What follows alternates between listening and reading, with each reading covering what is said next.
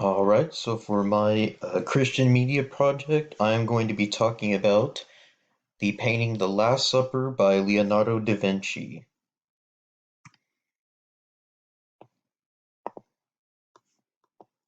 Just a sec. Okay, so I'm going to just give a little background of Da Vinci so we can understand the painting and its context.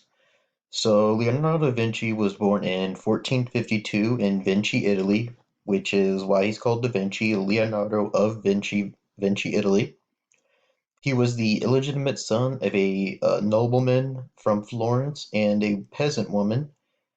In 1466, he moved to Florence to study under the renowned artist Verrocchio, which a lot of artists at this time did. They would study under a more well-known artist before they branched out on their own.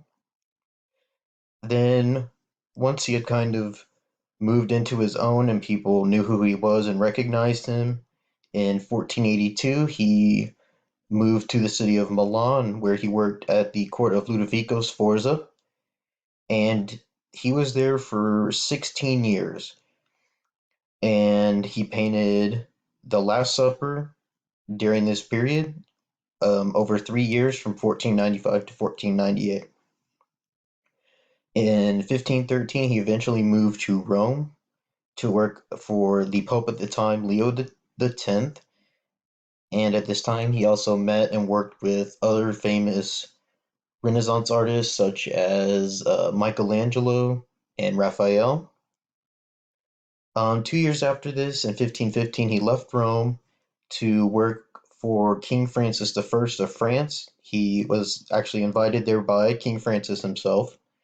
Unfortunately, 4 years after that, he died.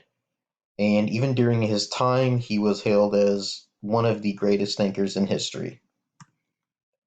Now, this is the actual painting itself, The Last Supper. This is what it looks like today after restoration efforts, and I'll explain why they needed to do that in a second.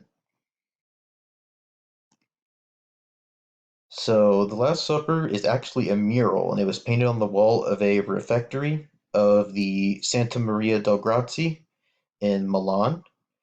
And the reason that they had to restore it so much is that he experimented with a new technique at the time by applying tempera paint and mixed media directly to the stone wall.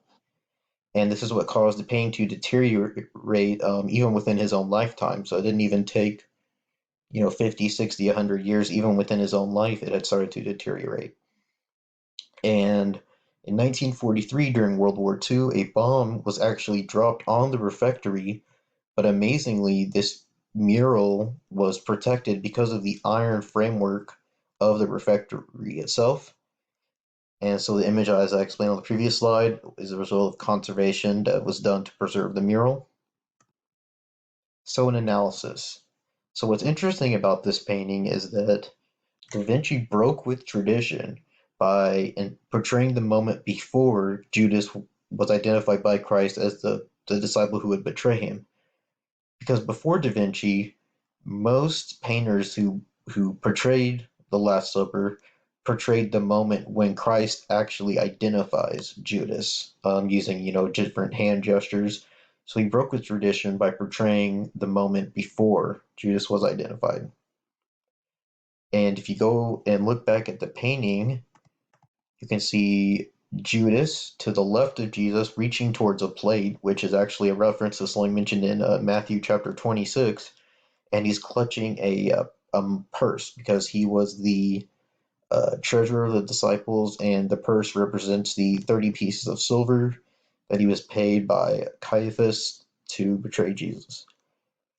And if you also look at the painting, you'll see that they're eating bread and drinking wine, which, of course, is symbolic of the Eucharist, which is where Christ said that the bread represented his body and the wine was the blood he would shed for our sins.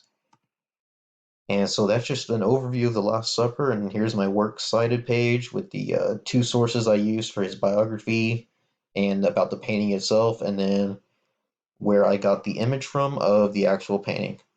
So thank you, and I hope you enjoyed.